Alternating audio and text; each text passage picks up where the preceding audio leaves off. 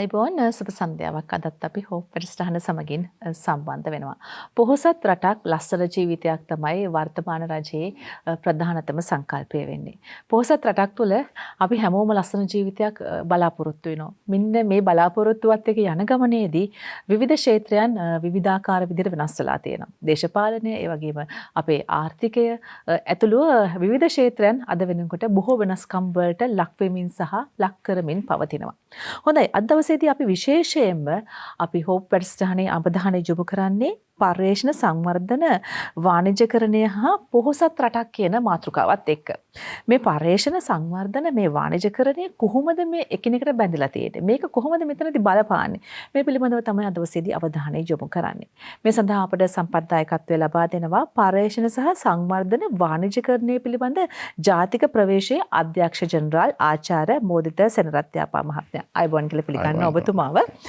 දැන් අධ්‍යක්ෂ ජෙනරාල්තුමා මෙතන නමේම තියෙනවා මොකද්ද මේ කියන්නේ කියලා. මොකද්ද මේ ව්‍යාපෘතිය? අපි ලස්සන ජීවිතයක් පොහොසත් රටක් ගැන කතා කරනවා. මේ වගේ බලාපොරොත්තුවක් රටේ ජනතාවට දීලා තියෙනවා. එතකොට බොහෝ ක්ෂේත්‍රයන් වල අනිවාර්ය වෙනස්කම් සිදු විය යුතුයි. ඒ වෙනස්කම් එක්ක තමයි අපිට ඔය කියන ලස්සන ජීවිතය පොහොසත් රට බිහි කරන්න හැකියාව තියෙන්නේ.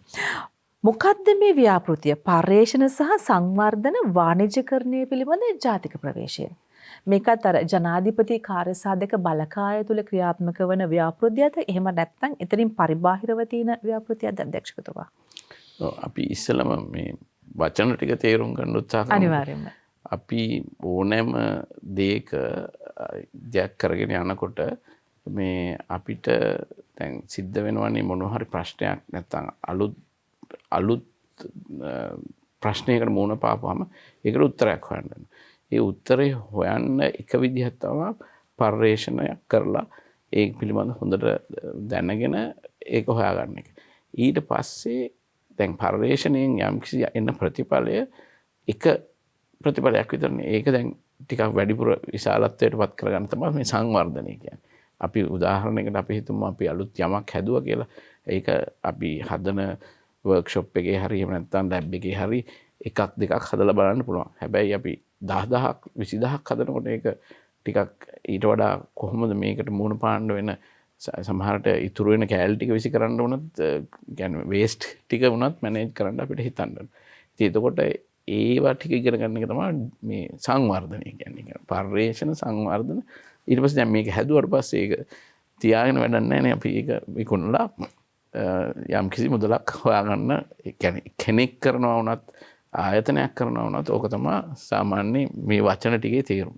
එතකොට දැන් ඇයි මෙහෙම එකක් හදන්න හේතුව අපේ බදු මුදල් පසුගිය කාල සීමාව තිස්සේම පාවිච්චි වෙලා විවිධාකාර විදිහට පර්යේෂණ සංවර්ධන අලුත් භාණ්ඩ සේවාවන් නිෂ්පාදනය වෙලා තියෙනවා. ඉතින් ඒ නිෂ්පාදනය වෙච්ච භාණ්ඩ හා සේවා සමහර ලාවට අපේ ආර්ථිකයට දායකත්වයක් දක්වලා තියෙන හරි අඩුවෙන්.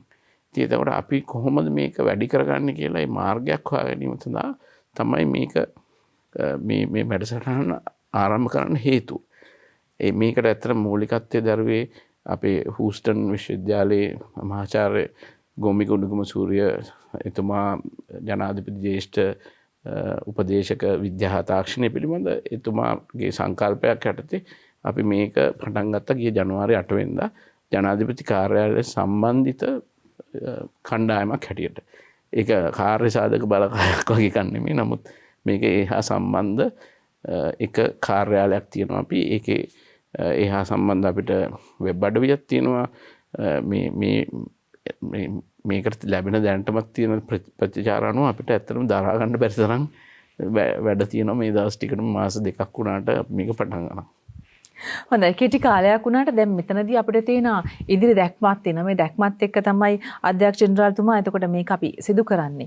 අනාගතයේ අපි ප්‍රතිඵලයක් බලාපොරොත්තු වෙනවා. මේ ව්‍යාපෘතිය එතකොට කුමන ආයතනයක්ද මේක සිද්ධ කරන්නේ? මෙතනදී ඕනම ව්‍යාපෘතියක් තියෙනවනේ මේක කවුරු හරි කරන්න ඕනේ. එහෙම නැත්නම් ඒක මෙහෙවන්න කෙනෙක් ඉන්න ඕන. එතකොට කොහොමද පර්යේෂණ සහ සංවර්ධන වාණිජකරණය පිළිබඳ ජාතික ප්‍රවේශය කියන මේ ව්‍යාපෘතිය මේක ක්‍රියාත්මක කරන්නේ? කවුරුන් විසින්ද මේක මෙහෙවන්නේ? ඔව්, දැන් මෙහෙවන එකට වඩා ඇත්තටම මේක තනි කෙනෙකුට කරන්න පුළුවන් එකක් නෙමෙයි. තනි ආයතනයකට කරන්න පුළුවන් දෙයක්වත් නෙමෙයි. බොහෝ ආයතන පිළිබඳ අතර සම්බන්ධතා ගොඩනගමින් එකිනෙකාට උදව් කරමින් කරන්න ඕනේ දෙයක්. එතකොට ඒ සඳහා අපි කරන්නේ ගොඩක් වෙලාවට ඒ කට්ටියව හොයාගෙන අපි ඒගොල්ලන් මේ සම්බන්ධ කර ගැනීම තමයි ගොඩක් වෙලාවට මේකදී කරන්නේ. ඉතින් ඒක අපි මෙහෙවීම සඳහා අපිට දැන් NIRDC කියලා නැත්තම් ඔක ඉංග්‍රීසියෙන් කියන්නේ National Initiative for Research and Development Commercialization. ඒකේ මුල් අකුරු ටික අරගෙන තමයි NIRDC කියන්නේ. එතකොට දැන් මේක පර්යේෂණ සංවර්ධන වාණිජකරණ පිළිබඳ ජාතික ප්‍රවේශයෙන් කියන ළඟට අපිට ඔෆිස් එකක් තියෙනවා. ඒ ඔෆිස් එකට ඉතින් අපිට විවිධ අයදුම් පත්‍ර ලැබිලා තියෙනවා. අපි සඳහා මේකට අවශ්‍ය ගොඩක් දේවල් පිටිපස්සෙන් කරගෙන ගියා පහුගිය කාලේ. දැන් යන්තම් ඒ කියන්නේ මුලින්ම අපිට කවුරුත් ඔෆිස් එකේ වුණත් අවශ්‍ය human resource නැත්නම් මිනිස්සු සංඛ්‍යාව සිටියේ නැහැ. නමුත් දැන් නම් පොඩ්ඩක් ඒක වැඩි වෙලා තියෙනවා. ඉතින් අපි දැන් අර කියන්නේ ආව මෙව වලට ආව ඇදුම්පත් වලට අපි මේ උත්සාහ කරනවා ඒගොල්ලන්ට කතා කරලා අවශ්‍ය දේවල් සපයන්න අවශ්‍ය සම්බන්ධීකරණය කරන්න. මේ දේවල් කරගෙන යමින් පවතින කියන්නේ ඇත්තටම වැඩ අපි මේකේ ප්‍රවේශය ගත්තේ ජනවාරි 8 වෙනිදා. නමුත් පෙබරවාරි 9 වෙනිදා එනකල්ම අපි 3 දෙනෙක් විතරයි හිටියේ. ඉතින් ඒකින්ද පොඩ්ඩක් මූණ පාර තිබුණා අපිට මේ කොහොමද මේ ඔක්කොමලාගේ වැඩ ටික එකපාර කරන්න කියලා. නමුත් දැන් අපි ඒවා පහු කරගෙන ඇවිල්ලා අවශ්‍ය දේවල් ටික කරගෙන යනවා මේ දවස්. හොඳයි. දැන් මෙතනදී පර්යේෂණ සංවර්ධන සහ වාණිජකරණය කියලා අතන කොටස් තුනක් තියෙනවා. මේ තුනම එකට එකතු වුණාම තමයි මේක සම්පූර්ණ ව්‍යාපෘතියක් බවට පත් වෙන්නේ. එතකොට මේ පර්යේෂණ කොටස කවුද කරන්නේ? මේ සංවර්ධන කොටස කා හරහද ක්‍රියාත්මක වෙන්නේ? අනිත් පැත්තේ වාණිජකරණය කියන කොටස. ඔව්. දැන් උදාහරණයකට දැන් මේක අපේ තියෙනවා මේවා තුනක් බලාපොරොත්තු තුනක්. දැන් ওই පර්යේෂණ කරපු පර්යේෂණ තියෙනවා ලංකාවේ විශ්වවිද්‍යාලවල. එතකොට ලංකාවේ රාජ්‍යයට සම්බන්ධ ආයතන තියෙනවා. මීට කලිනුත් ඔබතුමී සඳහන් කරා නර්ඩ් ආයතනයම කියලා. ඉතින් මේ වගේ තැන්වල තියෙනවා යම් කිසි පර්යේෂණ කරලා ඒගොල්ලන් හදු බාණ්ඩ සේවාවන් තියෙනවා. ඊළඟට සාමාන්‍ය මිනිස්සු ඉන්නවා. ඒ කියන්නේ අපේ ඉන්වෙන්ටර්ස්ලා කියලා, ඒ කියන්නේ නවෝත්පාදකයන් කියලා ඉන්නවා. ඉතින් ඒගොල්ලන් තනියෙන් කරපු දේවල් තියෙනවා. සමහර අය විශාල පර්යේෂණ කරලා තියෙනවා. ලංකාවට එන ආදායම වැඩි කරන්න විවිධාකාර දේවල් අපිට ඇවිල්ලා තියෙනවා මේ කාලේ. ඒ අයව අරගෙන දැන් ඒගොල්ලන් සමහර ලාවට ඒගොල්ලන්ට එතනින් එහාට ය아가න්න විවිධාකාර කඩුළු තියෙන පුළුවන්. උදාහරණයකට ඒගොල්ලන්ට අවශ්‍ය මේ පහසුකම් ලබා ගැනීම නැත්නම් ආණ්ඩුවෙන් ගන්න අර ඇප්‍රූවල්ස් කියන්නේ මේ අනුමැතියන් ලබා ගන්න එක ඒ වගේ හිර වෙලා තියෙන තැන් තියෙනවා. ඒතර අපි එක අතකට උදව් කරන්නේ අන්න ඒවා කරගන්න. තව අතකින් අපි උදව් කරනවා දැන් යම් කිසි මුදලක් ඒගොල්ලන්ට ලැබෙන්න සැලසුවොත් ඒගොල්ලන්ට පුළුවන් මේක වාණිජකරණය දක්වා ගෙනියන්න. එතකොට අන්න ඒ සඳහා මුදල් ලබා දෙන ක්‍රමවේදයක් තියෙනවා. තුන්වෙනියට අපිට තියෙනවා දැන් සමහර අය ඉන්නවා ඒගොල්ලන්ට සල්ලි තියෙනවා. නමුත් ඒගොල්ලන්ට මේ වගේ එකට මේ වගේ ව්‍යාපෘතියකට කැමති. මොකද අර high risk high return කියන මේ සංකල්පයේ යටතේ ඒගොල්ලන් කැමති මේ වගේ දේවල් වලට ආයෝජනය කරන්න. ඒකට ඒ ආයෝජකයන් සහ මේ පැත්තෙන් පර්යේෂකයන් එහෙම නැත්නම් මේ භාණ්ඩ සේවා තියන අයව අපි පුරුද්දන එකත් මෙතන කරනවා. ඉතින් මේ තුනම අපෙන් කරනවා. හොඳයි. දැන් අපි මේ කතා කරන්නේ ජාතික ප්‍රවේශයක්. ඒ කියන්නේ අපිට දැනෙන වචනෙත් එක්ක මේක නිකන් ආරම්භයක්. අපි කිසියම් දෙයකට මේ පටන් ගැම්මක්. ඒ කියන්නේ මොකක් කොයි හරි තැනක මේක ආරම්භ වෙන්න ඕන. ඇයි මේක මෙහෙම ආරම්භයක් ගන්න හේතුව? මොකද්ද? යම්කිසි ගැටලුවක් මූලික කරගෙනද? එහෙමත් නැත්නම් ඊට අමතරව හඳුනාගත් යම්කිසි දෙයක් මූලික කරගෙනද එතකොට මේ වගේ ජාතික ප්‍රවේශයක් බිහිවන්නේ? දැන් අපි මේ රජය මේ ආණ්ඩුව බලයට එන්න කලින් ක්වොන්ටම් ලීප් කියලා පර්යේෂණ සංවර්ධන පිළිබඳ ප්‍රතිපත්තියක් ඉදිරිපත් කරා. ඒ ප්‍රතිපත්තියේ තියෙන විශාලම දෙයක් තමයි ලංකාවේ මේ විසිරලා තියෙන පර්යේෂණ සංවර්ධන වලට අදාළ විවිධ කටයුතු. පර්යේෂණ සංවර්ධන කියන එක දෙයක් නෙමෙයි. ඒක සමහර ලාවට පර්යේෂකයා එහෙම නැත්නම් මොකක් හරි දෙයක් හිතන මනුස්සයා ඒ මනුස්සයාගේ ඔළුවේ තමයි මේ සංකල්පය ඉස්සෙල්ලාම එන්නේ. ඊට පස්සේ ඒකට අවශ්‍ය දේවල් හොයා ගන්න ඕන. අපි හිතමු මම රසායන විද්‍යාඥයෙක්. ඒ නිසා මම මේ පැත්තෙන් උදාහරණ දෙන්න. එතකොට මේක තව ටිකක් ලේසි වෙනවා විස්තර කරන්න. අපි තුන් රසායන විද්‍යාඥයන් රසායන විද්‍යාඥයන්ට අවශ්‍ය වෙනවා රසායන ද්‍රව්‍ය. ඒතකොට ඒවා කොහෙන් හරි ගන්න ඕනේ. ඊට පස්සේ ඒව ගන්න සල්ලි ටිකක් කියන්නේ මේ පර්යේෂණය සඳහා මුදල් ටිකක් අවශ්‍යයි. ඒතකොට ඒකට අපේ තියෙනවා ජාතික විද්‍යා ආයතන ඒ වගේ තැන් වලින් සල්ලි ටිකක් අරගෙන අයදුම් පත්‍රයක් දාලා ඒක තියෙන පිළිවෙලක් ඒ පිළිවෙලට අරගෙන ඒක කරන්න පුළුවන්. ඊට පස්සේ දැන් ඔය ගමන ගියාට පස්සේ අර මම ඉස්සෙල්ලා කිව්වා වගේ ඒක හරි ලැබ් එකේ පොඩි ග්‍රෑම් 10ක් හැදුවා වගේ නෙමෙයි මෙට්‍රික් ටන් එකක් හදනකොට. ඒතකොට ඒ සඳහා ඉංජිනේරු වන්ගේ අවශ්‍යයි. ඒතකොට නර්ඩ් ආයතන එහෙම නැත්නම් මොරටු විශ්වවිද්‍යාලයේ ඒ වගේ තැන්වල ඉන්නවා බොහොම දක්ෂ ඉංජිනේරු. ඒගොල්ලන් ලවා මේක කරගන්න පුළුවන්. ඒ කරගත්තට පස්සේ දැන් ඊළඟට තමයි මේක වාණිජකරණය වෙන්නේ. දැන් ওই නවෝත්පාදනය කියන වචනේම මේ කතාවම තියෙනවා. ඒ කියන්නේ සංකල්පයේ සිට සල්ලි හම්බ කිරීම දක්වා තමයි නවෝත්පාදනය කියන්නේ. ඒක අපි හරියට පාවිච්චි කරනවද කියන්න මම දන්නේ නැහැ. නමුත් අර මේකේ ಜಾති දෙකක් තියෙනවා. සමහර ලාවට පොඩි දෙයක් වෙනස් කිරීම. අපි හිතමු මේ වගේ තැනක දොර තියෙන තැන වෙනස් කිරීමනොත් විශාල මෙතන වෙනසක් කරන්න පුළුවන්. ඒ වෙනස කිරීම එක්තරා විදිහක නවෝත්පාදනයක්. නමුත් ඒක මුදල් හම්බ කිරීම සඳහා ගොඩක් දෙයක් නෙවෙන්න පුළුවන්. නමුත් අර පොඩි දෙයක් වෙනස් කිරීමෙන් තියෙන සංකල්පයකින් චුට්ටි දෙයක් වෙනස් කිරීමෙන් යම් කිසි දේවල් කරන්න පුළුවන්. හැබැයි අලුත්ම දෙයක් නිෂ්පාදනය කරනකොට ඒවට කියන දැන් අපි මේ පාවිච්චි කරන විද්‍යාව වගේ එකක් කරොත් ඒකට හાર્ඩ් සයන්ස් කියලා කියන්නේ. ඉතින් ඒක ටිකක් බරපතල කාරණයක්. හැබැයි ඊට අමතරව කලාව අපි තුන් සමාජීය දේවල් ආගමී පවා සමහර වෙලාවට පර්යේෂණාත්මකව දේවල් ඉස්සරහට එන්න පුළුවන්. ඒව හැම එකම වාණිජකරණය නොවෙන්න පුළුවන්. නමුත් වාණිජකරණය වෙන දෙයක් තියෙනවා නම් අන්න ඒ වගේ අවස්ථාවට උදව් කරන්න තමයි අපේ මූලික පරමාර්ථය. මේකට තව දෙයක් එකතු කරන්න ඕනේ.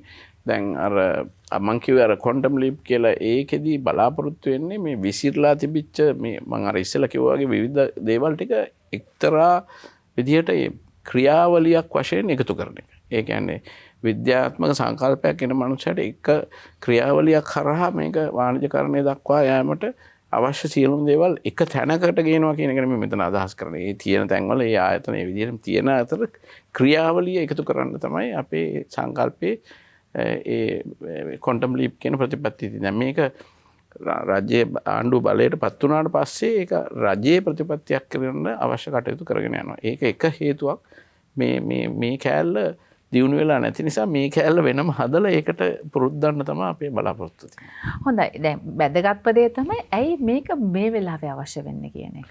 ඔව් දැන් අර ඔබතුමී පටන් ගන්නකොට කියවනේ මේ ආණ්ඩුවේ ප්‍රතිපත්ති මාලාවේ තේමාව කියන්නේම පොහොසත් රටක් ලස්සන ජීවිතයක්. ඉතින් පොහොසත් රටක් වෙන්න නම් අපි පාවිච්චි කරපු මුදල් නැවත ආර්ථිකයට දායක වෙන මාර්ගයක් හදන්න එක්තරා එක පාරක් තමයි මේ පර්යේෂණ සංවර්ධන වාණිජකරණය. දැන් ඔක ආර්ථික විද්‍යාඥයොත් ජෝසප් ෂම්පට කියන ආර්ථික විද්‍යාඥයෙක් කියලා තියෙනවා මේ අපි මේ තාක්ෂණය දියුණු වෙනකොට ඒ තාක්ෂණයන් මගින් ආර්ථිකය දියුණු වෙන මාර්ග හැදෙනවා ඉබේම. ඉතින් මේක තාක්ෂණය විතරක් නෙමෙයි මේක අර සමාජීය පාරිසරික හැම පැත්තෙම බලන ක්‍රියාවලියක් තමයි අපි කරන්නේ. හොඳයි. දැන් අපි ඕනම දෙයක් අපි නිශ්චිතව ක්‍රියාමාර්ගයක යොදනවා නම් ඒකට අනිවාර්යයෙන්ම ඉලක්කයක් තියෙන්න ඕන. ඒ වගේම මේකට විෂයපතයක් තියෙන්න ඕන. අනිත් පැත්තෙන් අපි නිශ්චිත ක්‍රියාමාර්ග ගන්න ඕන. මොකද නිශ්චිත ඉලක්කයක් තියෙනවා මෙතන. නිශ්චිත ඉලක්කය තමයි පොහොසත් රටක් ලස්සන ජීවිතයක්. එතකොට මේ කියන ව්‍යාපෘතිය කොහොමද අර ඉලක්කය විෂයපතය සහ ක්‍රියාමාර්ග කියන අපි කාරණාව ඒ තුන ගත්තොත් මේ ව්‍යාපෘතිය මොන වගේ කොහොමද මේක මේ විහිදෙන්නේ සහ මේක අර හරි ක්‍රමවේදයකට සකස් වෙන්නේ. මේකේ අපි මම අර ඉස්සෙල්ලා කිව්වා වගේ තියෙනවා ආර්ථිකමය වශයෙන් විතරක් නෙමෙයි සමාජීය වශයෙන්ුත් පාරිසරික තිරසරභාවයත් ඒ තුනම මේ අපි බලනවා මේකෙදි. අනිත් එක අපි ගොඩක් වෙලාවට අපි සම්බන්ධන අයට කියන්නේ දැන් මේ ක්‍රියාවලියෙන් නැවත ශ්‍රී ලංකා රජයට ආපසු එන්නේ මුදල් ඒ අය හරි විදිහට මේ වාණිජකරණයේ පසුව පදු මුදල් ගෙවන හරි ආකාරයට බිස්නස් එක මේ වෙළඳ ව්‍යාපාරය කරනවා නම් විතරයි. ඉතින් ඒක අපි ඒගොල්ලන්ට ගොඩක් වෙලාට මතක් කරලා දෙනවා. මේ සල්ලි දෙන්න අවස්ථාවක් ආවොත් ඒක බලා ගැනීම සඳහා ක්‍රියාමාර්ගයක් හැදෙනවා. ඒට අමතරව දැන් මේ එන පර්යේෂණ අපි කීප දෙනෙක් ඉන්නේ. අපි කීප දෙනා මේ හැම විෂයක්ම දන්නේ නැති නිසා අපි මේ සඳහා විශේෂඥ මණ්ඩලයක් පත් කරගන්නවා. ඒකෙන් කීප දෙනෙක් තෝරාගෙන එන හැම එකක්ම විශේෂඥ මණ්ඩලය හරහා තෝරලා බලලා තමයි මේක ඇත්තටම වැදගත් මේ පර්යේෂණයක්ද ඒකෙන් ආර්ථිකයට කොයිතරම් දායකත්වයක් එනවද ඒ ඔක්කොම බලලා ඉවරලා තමයි අපි මුදල් මේ වශයෙන් දෙනවා නම් දෙන්නේ. හැබැයි ඊට අමතරව සමහර දැනටම යන්නේ අර මං කිව්ව ඉස්සෙල්ලා අනුමැතියන් ලබා ගන්න මොනවා හරි සමහර තැන්වල විවිධාකාර ප්‍රශ්න තියෙනවා. ඉතින් කියන්නේ ඒ වගේ සමහර ප්‍රශ්න අපිට ඇත්තටම බොහොම පොඩි කාලයක් ඇතුළත විසඳලා දෙන්න පුළුවන් ඒවා තියෙනවා. දැන් පිටරටින් අපි දැන් ව්‍යාපෘති ඇවිල්ලා මෙහි ඇවිල්ලා ඒව තාක්ෂණය හෝ එහෙම නැත්නම් පර්යේෂණ වලට සම්බන්ධයි. නමුත් ඒවට එතනින් එහාට යා ගන්න බැරුව හිටපු අවස්ථාවල් කීපයකුත් අපිට හම්බුණා. ඒවා සමහර කීපයක් අපි ඇත්තටම මේ වෙනකොටත් විසඳලත් එයාගේ අපිට ප්‍රශංසාවත් හිමි වෙලා තිනවා. ඒවා ඉතින් ඒ කියන්නේ ප්‍රතිඵල එන්න ටික කාලයක් යනවා. මොකද ව්‍යාපෘතියක් පටන් ගත්ත තැනින් මේන එක නැහැ. නමුත් අපි ඒ ප්‍රතිඵල එන තැන වෙනකල්ම බලනවා. මේක මේ දේ කරොත් ඇත්තටම ප්‍රතිඵලයක් රටේ ආර්ථිකයට තියනවාද කියලා. නැත්තම් ඒ වෙලාවට අපි වෙන මාර්ගයක් තියෙනවනේ අපි කවවත් එලෝ ගන්න උත්සාහ කරන්න පුළුවන් උදව්වක් කරනවා. නමුත් සමහර තැන්වලදී ඉතින් අපිට සම්බන්ධ නැති දේවල් වලට සම්බන්ධ නැහැ කියලා කියන්න වෙනවා. හොඳයි මේ ව්‍යාපෘතියෙන් ඊළඟට අවශ්‍ය දේ තමයි දැනගන්න මේ අධ්‍යක්ෂ ජනරල්තුමා යම්කිසි බලපෑමක් තියෙන මොකක්ද කියන එක. බලපෑම කියන එක සමහරලාට ඒක දේශපාලනික වෙන්න පුළුවන්, ආර්ථිකමය වශයෙන් වෙන්න පුළුවන්, පුද්ගල වශයෙන් වෙන්න පුළුවන්. මේ ඕන කාරණාවක් වෙන්න පුළුවන්. ඒතකොට මේ ව්‍යාපෘතිය කොහොමද බලපන්නේ රටට, සමාජයට, ව්‍යවසායකයන්ට? අපි නිෂ්පාදන ආර්ථිකයට? නිෂ්පාදන ආර්ථිකයට නම් කෙලින්ම බලපෑමක් තියෙනවා. මොකද අපි දැන් අර මොනවා හරි දෙයක් පරිවර්තන වාණිජකරණය කියන්නේ මේකනේ. නිෂ්පාදන ආර්ථිකයක් තමයි අපේ මේ රජය විසින් කරන්න බලාපොරොත්තු වෙන්නේ ප්‍රොමෝට් කරන්නේ. නමුත් ඉතින් ඒකට එක්තරා විදිහක අලුතෙන් හදන ලද ප්‍රොඩක්ට්ස් වෙන්න පුළුවන්. එහෙම නැත්නම් භාණ්ඩ වෙන්න පුළුවන්, නැත්නම් සේවාවන් වෙන්න පුළුවන්. අන්න ඒවත් මේ පරිවර්තන හරහා එනවා. ඒක තමයි පරිවර්තන වාණිජකරණය කියන්නේ. ඉතින් අතන නිෂ්පාදනයක් කරන්න නැතුව විකුණන්න දෙයක් නැහැ නේ. හරි සේවාවක් නම් ඉතින් සේවා නිෂ්පාදනය කියන එක පොඩ්ඩක් වෙනස්. නමුත් භාණ්ඩ නිෂ්පාදනය නම් ඒ සමහරලාට බොහොම පොඩි දේවල් තමයි මේගොල්ලන් හිර වෙලා ඉන්නේ. ඒ කියන්නේ මුදල් මෙයාසින් උනත් විශාල මුදල් නෙමෙයි. නමුත් ඒ දේවල් දුන්නාම අපි තමයි දැන් උදාහරණයකට මේ අද උදේ අපි කතා කරා කිතුල් පිළිබඳ නිෂ්පාදනය කරන මහත්මයෙක් සමග ඒ බදුල්ල දිස්ත්‍රික්කේ. ඉතින් ඒගොල්ලන්ට බොහොම පොඩි දේවල් ටිකක් ඕනේ. ඇත්තටම මුලින්ම ඕනේ ඒගොල්ලන්ට අර මේවා පිටරට වෙළඳ පොළවල් වලට නිෂ්පාදනය කරන්න අවශ්‍ය ට්‍රේනින් එකක් අවශ්‍ය පුහුණුවක් හොයලා දෙන්න කියලා. ඉතින් ඒ වගේ දෙයක් හොයලා දෙන්න මුදලක් දැන් වෙන්නේ නැහැ. මොකද ආණ්ඩුවේ ඇතුළේ මේ රජයේ තියෙනවා විවිධ ආයතන ඒ අවශ්‍ය පුහුණුව ලබා දෙන්න. ඉතින් ඒතකොට ඒ හා සම්බන්ධ කරන්න විතරයි ඇත්තටම තියෙන්නේ. ඉතින් කෝල් එකකින් දෙකකින් වැඩේ මේ ප්‍රශ්නේ විසඳ දෙන්න පුළුවන්. ඉතින් ඒ වගේ ඒවත් තියෙනවා. හැබැයි ඒගොල්ලන් තව ඊට එහා ගොඩක් දේවල් තියෙනවා. නමුත් පළවෙනි මේක තමයි ඒක.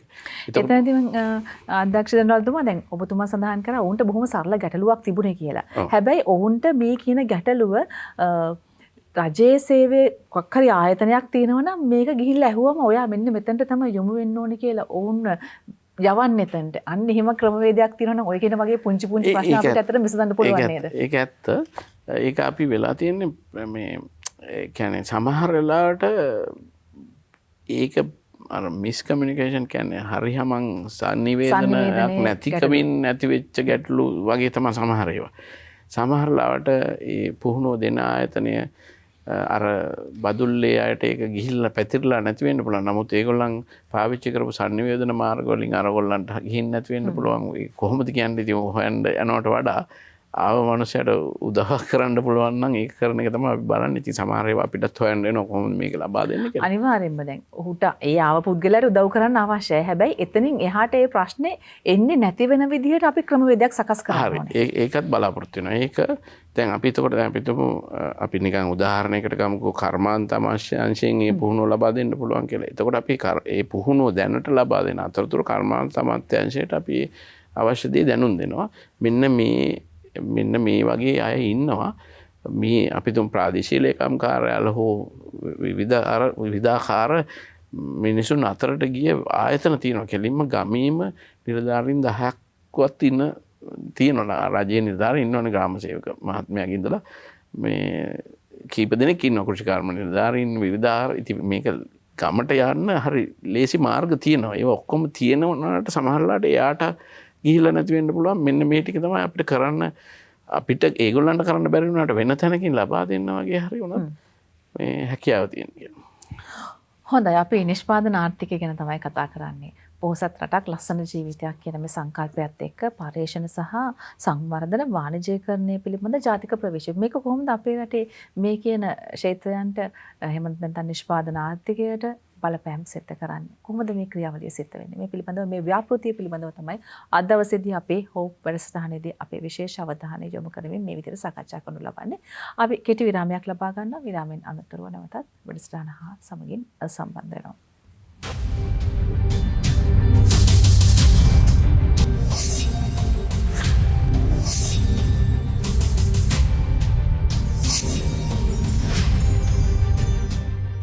නැවතත් අපි හෝප් වැඩසටහන සමගින් සම්බන්ධ වෙනවා. පර්යේෂණ සංවර්ධන වාණිජ්‍යකරණය සහ පොහොසත් රටක් තමයි අද දවසේදී අපේ මාතෘකාව බවට පත් වෙන්නේ.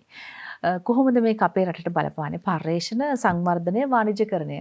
අර අපි බලාපොරොත්තු වෙන නිෂ්පාදන ආර්ථිකය. අනාගතයේ දවසක රජයට බලාපොරොත්තුවක් තියෙනවා අපේ ඩොලර් අපි කොහොමද ගන්න කියන කොයිතරම් ඩොලර් ප්‍රමාණයක් මේ රටට ගේන්න ඕනද කියන මෙන්න මේ කියන ඉලක්කයත් එක්ක තමයි මේ සියලුම ව්‍යාපෘතීන් ක්‍රියාත්මක වෙන්නේ. හොඳයි අධ්‍යක්ෂ ජනරාල්තුමා දැන් අපිට මේක දැන් කොහොම කරත් අපිට තියෙන ලොකුම ප්‍රශ්නේ තමයි ඕනම දෙයක් පටන් ගන්නවා.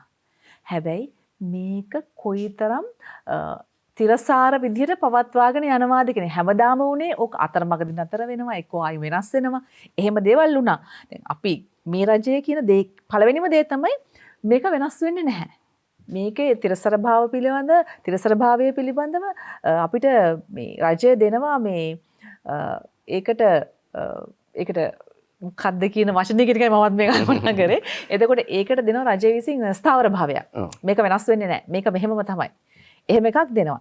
හැබැයි එතනදිත් අපිටත් මේ කියන ව්‍යාපෘතිය හරහා එතකොට මේ ජාතික ප්‍රවේශය හරහා කොහොමද තිරසර භාවය පවත්වා ගන්නේ? දැන් අපි දැන් අර ඔබතුමී කියව කතාව ඇත්තටම මොකද ගොඩාක් රජයේ තියෙනවා විවිධාකාර වැඩසටහන් ඒවා යන්නේන මන් නැති වෙච්ච වැඩසටහනුත් තියෙනවා ඇත්තට මොකද කොහෙන් හරි පටන් අරගෙන ඒකට දැන් ඊළඟ රජයත් එක්ක ඒක ඊළඟ ආණ්ඩුවත් එක්ක ඒක ගැලපෙන්නේ නැහැ. එතකොට ඒක තාම තියෙනවා දැන් වහගන්න විදියකුත් නැහැ. ඇත්තට මේ වගේ ප්‍රශ්න තියෙනවා. දැන් මේක අර මම ඉස්සෙල්ලම කිව්වේ අර අපි අලුත් ප්‍රතිපත්තියක් ඉදිරිපත් කරා කියලා. ඒ ප්‍රතිපත්තියේ තියෙන්නේ මේ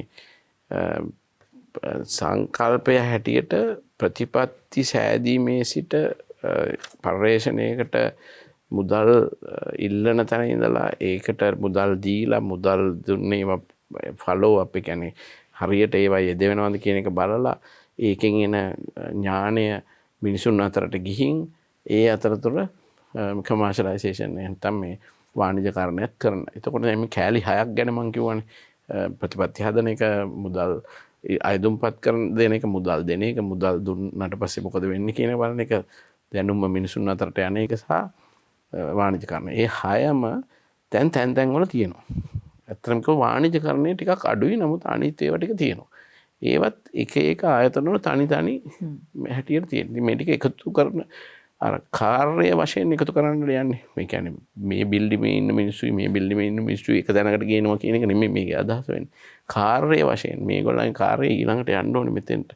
ඊළඟට යන්න ඕනේ මෙතෙන්ට කියන අර කාර්යමය වශයෙන් එකතු කිරීමක් අපි කරන්න යන්නේ. හැබැයි එතකොට අර වාණිජකරණය කෑල්ල තාම හරියටම සමහර පැතිවලින් දියුණු වෙලා නැහැ මේ කාර්යයේදී. එතකොට අපි මේ වැඩසටහන හදන්නේ අර ඉතුරු පහ එකතු වෙනකොට මේ කාර්යයත් එතෙන්ට එකතු කරන්න. එතකොට අවසානයේදී රටේ පර්යේෂණ සහ සංවර්ධන කියන එකට යන්න තැනක් තියෙනවා එක මාර්ගයක්. සිතියමක් වගේ එකක් තියෙනවා මෙතනින් මෙතෙන්ට යන්න ඕනේ කියලා. එන්නේ ඒකට කොටසක් දිනු කියන එක තමයි මේ කරන්නේ.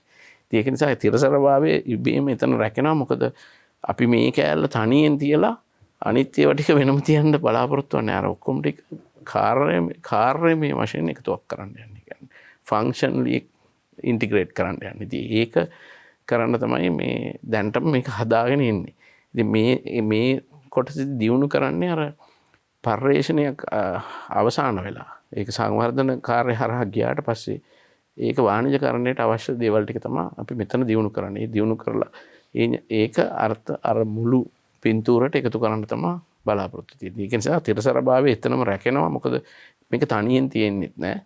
අර අනිත් කැඩිලා තිබිච්ච ටිකත් එකතු කරලා මේකත් ඒකනම පුරුද්දන්න තමයි අපේ ප්ලෑන් එක තියෙන්නේ. හොඳයි. දැන් ඔබතුමා සඳහන් කරා වාණිජකරණයක ටිකක් මේ පැත්තකින් තියෙන්නේ මේක. ඇත්තටම වාණිජකරණය හරියට සිද්ධ වුණොත් විතරයි අපිට මේ රටට මුදල් එන්නේ, ඩොලර් එන්නේ. එහෙම නැති වුණොත් අපිට ඩොලර් එන්නේ නැහැ. එතකොට මේක මං හිතන්නේ අපේ රටේ තුල බොහොම අඩුවෙන්ම සිද්ධ වෙන එකක්. ඒක නිසාම තමයි අපිට එන ඩොලර් ප්‍රමාණය අඩු වෙන්නත් අපි දන්නවා අපේ රටේ සංචාරක ව්‍යාපාරය සහ අපේ සමහර නිෂ්පාදනයන් එක්ක පමණම අපේ රටේ ආර්ථිකය ප්‍රධාන වශයෙන් විතර තිබුණා. ඩොලර් ටික රැඳිලා තින්නේ ওই ටිකත් එක්ක විතරමයි. එහෙම නැත්නම් අපේ ඩොලර් එන ක්‍රමයක්ම ඇත්තෙම නැහැ. එහෙනම් මේ වාණිජකරණය කියන කොටස මේ තීනවට වඩා අපි අතිශය බරපතල විදිහට ශක්තිමත් කරන්න ඕනේ නැද්ද? ඔව්. මම ඔය දැන් අපි උදාහරණ වලින් මේක පැහැදිලි කරාම ලේසි. දැන් අපි තමු මේ මොනවාද සංචාරක කර්මාන්තය. දැන් අපේ සංචාරක කර්මාන්තය අපි තමු වනජීවී පිළිබඳ සංචාරකයන් කියලා. ඒ සංචාරකයන් දැන් ඇතුළට අපි තමු විල්පත්තු හරි යාල හරි ඇතුළට යනකොට මේ යන අය එක්කන් යන මඟ පෙන්නන්නට වනජීවීන් ගැන තියෙන දැනුම කොච්චරද? මම ඒ මිනිස්සුන්ට නරකක් කියන නෙවෙයි. හොඳ දැනුම තියෙන අය තියෙනවා. හැමෝම ගැනම නෙමෙයි මේ කියන්නේ. ඒ අතරතුර අපේ වනජීවීන් හරි ඒ දේවල් ගැන ඉගෙන ගත්ත වෙනම කොටසක් රස්සාවල් නැතුව ඉන්නවා. ඉතින් මේ දෙක පුරුද්දලා අපිට මේ එතන ඒ කියන්නේ ඒගොල්ලන්ට මොකද මඟ පෙන්වන්නේ කියන එක අර කතා කීමේ හැකියාව කියන එක තියෙන ස්ටෝරි ටෙලිං කියන මේ ස්කිල් එක තියෙනවා. අරේ දැනුම තිබුණට වැඩක් නැහැ. දැනුම ඇවිල්ලා කියවල වැඩක් නැහැ. මේ දැනුම දෙන තමන් ළඟ පමණයි. අනිත් එක පොතේ ඉගෙන ගත්ත එක කියවල වැඩක් නැහැ. සතෙක්ව බලන්න යනකොට. ඉතින් අර කතා කීමේ හැකියාව එහෙම නැත්නම් ඒ ස්කිල් එක මේගොල්ලන්ට පුරුදු කරලා ගත්තොත් මේ රැකියාව තව ටිකක් ඉහළ රැකියාව බවට පත් කරන්න. අපි නිකන් බලමු අපේ කුරුඳු එහෙම නැත්නම් අපනයන භෝග පෙප කියන්නේ ගම්මිරිස් වගේ ලංකාවේ ගම්මිරිස් වල තියෙනවා පයිපරින් කියන එක 8%-12% අතර ප්‍රමාණයක්. වියට්නාමයේ තියෙන 3%-6% අතර. ඒතකොට අපි මේ පයිපරින් කියන එක තමයි ගම්මිරිස් හැර. ඉතින් අපේ ගම්මිරිස් හරි සැරයි. නමුත් ඒ සැර විතර නෙමෙයි ඒ සංයෝගය දැන් අලුතෙන් මේ ඖෂධ සඳහා පාවිච්චි කරනවා. ඉතින් අපි එන්නේවා අරගෙන ඒ කියන්නේ අපි ගම්මිරිස් විකුණලා දානවා මිසක් අර ඒක අරගෙන ඒක ඊට එහා දෙයක් කරන්න. ඒවට කියන්නේ වැලියු අගේ එකතු කළ භාණ්ඩ. ඉතින් අගේ එකතු කළ භාණ්ඩයක් හැදුවොත් අර ගම්මිරිස් ටික විකුණලා හම්බ කරනවට වඩා වැඩි ආදායමක් ගන්න පුළුවන්. ඉතින් ගන්න වෙන්නේ අර කිව්වාගේ ඩොලර් ආදායම. එහෙම නැත්නම් සමහරට ලංකාවට ගෙන්නන දේවල් වෙනුවෙන් මේක ආදේශක හැටියට පාවිච්චි කරන්න පුළුවන්. ඒ වැඩි ආදායම් විදියට හම්බ කරන්න අගේ එකතු කළ භාණ්ඩ හැදුවොත්. ඉතින් ඕක තමයි මෙතන අපි මිනිස්සුන්ට කියන්නේ මෙන්න මේ වගේ දේවල් තියෙන අය කරුණාකරලා එන්න අපි පුළුවන් තරම් උත්සාහ කරනවා ඒගොල්ලන්ට අවශ්‍ය දේවල් ඒ මාර්ගය හදලා දෙන්න. හොඳයි. දැන් අපි දන්නවා මෙවර අයවැයෙන් මේ සඳහා මේ ව්‍යාපෘතිය සඳහා ප්‍රතිපාදන වෙන්න උනා. ඒතර මේ වෙන්වුණු ප්‍රතිපාදන හරි විදිහට යොදවන්න ඕන. ඒ යොදවීම කරන්න බලාපොරොත්තු වෙන මොන ආකාරයෙන්ද? අපේ කාරණා කීපයක් තියෙනවා. එකක් දැන් අපි මේ ආයතනයක් හැදුවට මෙතන පර්යේෂණ නැහැනේ. ඒතකොට පර්යේෂණ මෙතෙක්කල් වෙච්ච ඒවා තියෙන්නේ. ඒවා කොහෙද වෙලා තියෙන්නේ? ලංකාවේ විශ්වවිද්‍යාලවල. ලංකාවේ රජයේ පර්යේෂණ ආයතන වල මම කලින් කිව්වා වගේ සමහරලාට ගෙදර එහෙම නැත්නම් ඉන්නවා මේ නවෝත්පාදකයන් ඉන්නවා ඒගොල්ලෝ. ඉතින් ඔය අයට තියෙන අපි මේක ටිකක් බෙදලා ගන්න රජයේ අපිට රජයේ පැත්ත බලමු. රජයේ මේව ආයතනම තියෙනවා 10ක් විතර. ඒ සමහරට විවිධ අමාත්‍යාංශවල තියෙන පුළුවන්. ඊටත් වැඩි ඇති මං හිතන්නේ මම නිකන් ඔළුවට ආව නම්බර එකක් කිව්වේ. නමුත් ඒ ඉන්න අපිටම රබර් පර්යේෂණ ආයතන වෙන්න පුළුවන්, පොල් පර්යේෂණ ආයතන වෙන්න පුළුවන්. ඒ තැන්වල තියෙන්න පුළුවන් සමහරලාට අපිට අගය එකතු කරලා යම් කිසි දේවල් ඉක්මනටම වෙළඳපොළට ගේන්න පුළුවන්. ඉතින් අන්න ඒ වගේ අයට අපි බලාපොරොත්තු වෙනවා ඉදිරි මාස කිහිපය ඇතුළත ඒ අය එක්ක සාකච්ඡා කරලා දැන්ටමත් අපි නර්ඩ් ආයතන එක්ක සාකච්ඡා කරලා තියෙනවා, නෙඩ ආයතන එක්ක සාකච්ඡා කරලා තියෙනවා, විශ්වවිද්‍යාල සමග සාකච්ඡා කරලා තියෙනවා. ඒට අමතරව අපිට අයදුම් පත්‍ර ලැබිච්ච ඒවා තියෙනවා. ඒ ලැබිච්ච ඒවත් සෑහෙන තැන් වලින් ආව ඒවා තියෙනවා. ඉතින් ඇති වෙන්න වැඩ තියෙනවා. ඉතින් නමුත් අර මේක කොහොම හරි හැම තැනකටම එක හා සමානව බෙදලා යන විදිහට අපි භාවිතා කරන්න බලාපොරොත්තු වෙනවා.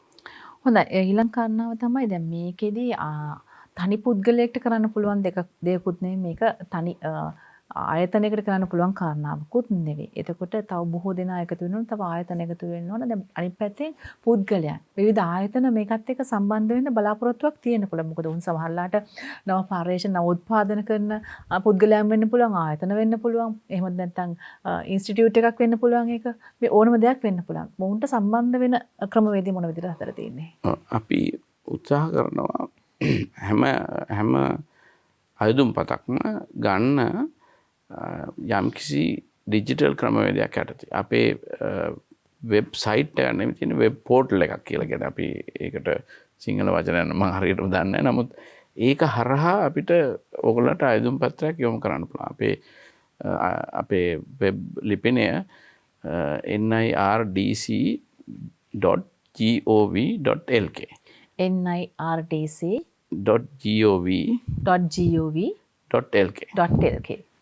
ඒකට ගිහිල්ලා ඒකේ හදාගන්න පුළුවන් තමන්ටම ප්‍රවේශයක් හදාගෙන ඒ ප්‍රවේශය හරහා අපේ තියෙන කාණ්ඩ 6ක් අතරේ 6කට බෙදෙනවා. ඒ කියන්නේ එකක් තමයි ඉස්සෙල්ලම කාණ්ඩ 3කට බෙදෙනවා. ඒ කියන්නේ ඔබට තියෙන ප්‍රශ්නය මොකක්ද? ඔබට රිසර්ච් එකක්ද තියෙන්නේ? ඔබ ආයෝජකයෙක්ද නැත්නම් ඔබට වෙනත් ප්‍රශ්නයක්ද තියෙන්නේ කියන වගේ තෝරා ගැනීමක් කරන්න තියෙනවා.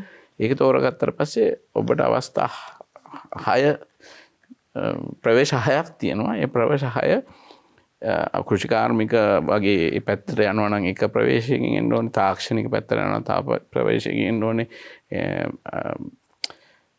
පාරිසරික හෝ ඒ ආදී වශයෙන් අපි 6කට බෙදලා තියෙනවා. තව වෙනත් ඒවත් තියෙනවා. ඒ කියන්නේ මොනවත් ඒක එකකටවත් වැටෙන්නේ නැති තැන වෙනත් එක හරහා එන්න පුළුවන්. ඇවිල්ලා ඊට පස්සේ අපේ ප්‍රශ්න කීපයක් තියෙනවා. ඒ කියන්නේ මොකද්ද මේක ගැන පොඩි හඳුනා ගැනීමක් කරන්න. ඊට පස්සේ ඔබගේ අයදුම්පතේ හරහා යොමු කරන්න පුළුවන්. එතකොට අපිට ඒක එනවා. ඒක ඊට පස්සේ අපි බලලා අවශ්‍ය විශේෂඥයෝ හොයාගෙන අපි කතා කරලා මොකද්ද කරන්න ඕනේ කියලා ටිකක් කාලයක් යනවා. ඉතින් මේක එකපාරම ආව පාඩේටම එකපාරටම කරන්න බෑ. නමුත් ඒකම ක්‍රමවේදයක් අපි හදලා තියෙනවා. ඒකට පිටිපස්සෙන් මොකද්ද වෙන්න ඕනේ කියන එක. හොඳයි. මම හිතන්නේ ඔබතුමා දැන් ඉස්සෙල්ලා මේ පැනයට පිළිතුරු ලබා දෙනකොට ආයෝජකයන් කියන තැන කියවුණා. මට ඒක නිසා අහන්න ඕන කියලා හිතුණා. දැන් ආයෝජකයන් දේශීය වශයෙන් වෙන්නත් පුළුවන්. එහෙම නැත්නම් විදේශීය වශයෙන් වෙන්නත් පුළුවන්. ආයෝජකයන් අපේ රටට එන තරමට ඒක අපේ ආර්ථිකයට හොඳයි. එතකොට කොහොමද ආයෝජකයන්ට විශේෂයෙන්ම මොකද ආයෝජකයන් ඉන්න තරමට අපිට මේ වැඩේ පහසුවෙන් කරන්න පුළුවන්කම තියෙනවා. ආයෝජකයන්ට තියෙන අවස්ථාව කොහොමද? ඒකටත් මම දෙයක් කියන්න. අපි මේ වැඩසටහන පටන් ගන්නකොටම ජනවාරි 8 වෙනිදා අපි මේක ජනාධිපති කාර්යාලයේ ජනාධිපතිතුමාගේ ප්‍රධානත්වයෙන් තමයි ආරම්භ කරේ. ඒ අවස්ථාවට අපි ලංකාවේ මේ ලංකාව ඇතුළත ඉන්න පර්යේෂණ හා සංවර්ධන වලට සම්බන්ධ සියලුම දෙනාට වගේ අපි මේ ඉන්විටේෂන් යවුවා එකට එන්න කියලා. ඒ කියන්නේ විශ්වවිද්‍යාල වලට යවුවා. අපි අර කිව්වා වගේ ඉස්සෙල්ලා කිව්වා වගේ රජයේ පර්යේෂණ ආයතන වලට යවුවා. ඊට අමතරව අපි මේ විවිධ අර තියෙනවනේ විවිධ රටවල් වලින් ආපු අපිට මුදල් දෙන ආයතන ඒ ආයතන වලට යවුවා. බැංකු වලට යවුවා. මට දැන් මතක් වෙන 200 ගාණක් කට අපි ඒ හරියටම තෝරලා අවශ්‍ය වෙන තැන් වලට යවුවා. ඒකෙන් අතරම සියලුම දෙනා පාහේ ආවා ඒ ඇත්තටම. ඒ අය හරහත් සමහර ආයෝජන අවස්ථා දැන් ඔය මං කිව්වේ අර විදේශ ආයතන හරහා ආයෝජන අවස්ථා එන්න පුළුවන්.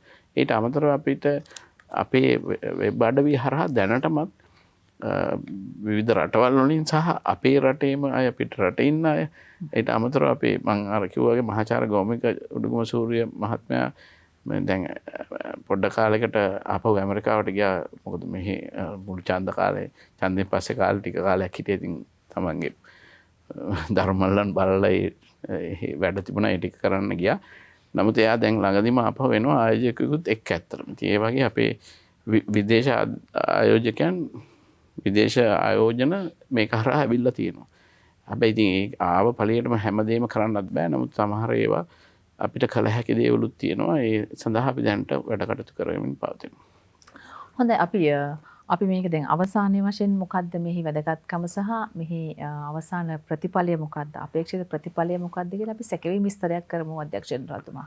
ඔව් දැන් අර අපි මුලින් කිව්ව තැන ඉඳලම වගේ අර මේ රටේ අපි මෙතෙක් කල මුදල් භාවිතා කරලා තිබිච්ච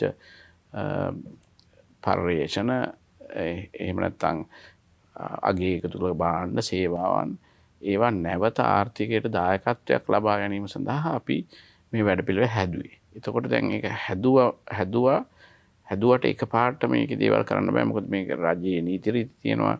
ඒවට අනුකූලව අපි මේ මෙතන වැරදි වැඩක් නොවන විදිහට හරි විදිහට මේක පහුගිය මාස දෙක ඇතුළත අපි මේකට අවශ්‍ය කාර්යභාරයන් මිනිස්සුන් ඒ කියන්නේ මේකට අවශ්‍ය යම් කිසි ශ්‍රමදායකත්වයක් තියෙන ඒගොල්ලන් හොයාගත්තා. ඒ දේවල් කරමින් හිටියේ. දැන් අපි අවශ්‍ය දේවල් 90%ක් ඉවරයි. එතකොට දැන් ඊළඟ මාසෙ විතර ඉඳලා අපි මේ සඳහා වැඩ කටයුතු කරන්න බලාපොරොත්තු වෙනවා. මේ යම් කිසි වැඩසටහන් කීපයක් අපි බලාපොරොත්තු වෙනවා ඊළඟ මාසය ඇතුළත කරන්න. නමුත් කොහොමදත් මේ අපිට ඇත්තටම කිව්වොත් අපිට ඔබතුමිය මතක් කරා අපිට මේ අයවැයෙන් තමයි මුදල් වෙන් කරුනේ. නැත්නම් මුදල් නැතුව මේක කොච්චර වැඩසටහන හොඳ වුණත් සමහර දේවල් කරන්න බෑනේ. අපි මුදල් දෙනවා කියලා තියෙනකොට ඒ වගේ කරන්න බැරි නිසා පොඩ්ඩක් අපිට මුල මාස දෙක පොඩි ස්ලෝ ඩවුන් වීමක් වුණා. හැබැයි දැන් අපි නැවතත් ඒක අවශ්‍ය දේවල් කරගෙන යනවා.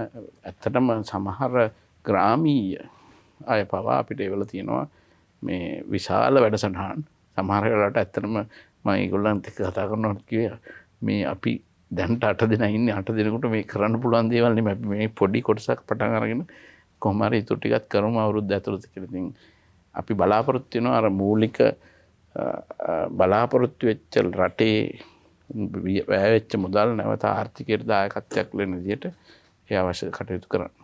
හොඳ අපි නැවත වතාවක් මතක් කරමු අද ජනරාල්තුමා මේ කොහොමද මේකත් එක්ක සම්බන්ධ වෙන්නේ කියලා. අපේ හොඳම විදිහ තමයි NIRDC කියලා Google කරොත් හම්බ වෙනවා. එහෙම නැත්නම් NIRDC ශ්‍රී ලංකා කියලා දැම්මත් Google කර හැකි. එහෙම නැත්නම් nirDC.gov.lk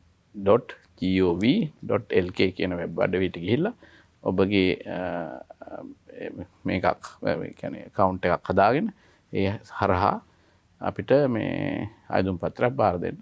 එහෙමත් බැරනම් ජනාධිපති කාර්යාලයට කෝල් එකක් අරගෙන මේ NIRDC ආයතනයට සම්බන්ධ කරන්න කියන්නේ. එතකොට ඒගොල්ලන් අපිට සම්බන්ධ කරනවා. අපි එතකොට ඔබට අවශ්‍ය උදව් ඒ හරහා ලබා දෙන්න පුළුවන්. මොකද්ද කරන්න ඕනේ කියලා අපිට ඒ වෙලාවට කියන්න පුළුවන්. හොඳයි. පර්යේෂණ සංවර්ධන වාණිජකරණය සහ පොහොසත් රටක් තමයි දවසේ ඇති අපේ හෝප් වැඩසටහනේ ප්‍රධාන මාතෘකාව උනේ. ඒ අනුව පර්යේෂණ සහ සංවර්ධන වාණිජකරණය පිළිබඳ ජාතික ප්‍රවේශය හරහා අපේ රටේ සිදුවන්නා වූ වෙනස මොකද්ද? මේ ජාතික ප්‍රවේශය මේ හරහා ලැබෙන ප්‍රතිලාභයන් මොනවාද? කොහොමද මේකට සම්බන්ධ වෙන්නේ අපේ රටේ ජනතාව? මේ පිළිබඳව ඔබට හොඳ දැනුමක් සහ අවබෝධයක් ලබා දෙන්නට තමයි අපි මේ කතා බහේ උත්සාහ කළේ. අද දවසේදී අපිට සම්පත් දායකත්වය ලබා දුන්නේ පර්යේෂණ සහ සංවර්ධන වාණිජකරණය පිළිබඳ ජාතික ප්‍රවේශයේ අධ්‍යක්ෂ ජෙනරාල් ආචාර්ය මුදිත සෙනරත්නප්පා මහත්මයා. ස්තුතිවන්ත වෙනවා ඔබතුමාට දවසේදී අපත් සමගින් හෝප් වැඩසටහන සමගින් සම්බන්ධලා මේ පිළිබඳව කතා බහ කරන්නට එකතු වීම වෙනුවෙන්. හොඳයි එහෙනම් අද දවසේ අපි සමුගෙන යන්න සූදානම් වෙනවා. නැවතත් ලබන සතියේ මුණ ගැහෙන බලාපොරොත්තුෙන් අප සමුගන්නවා.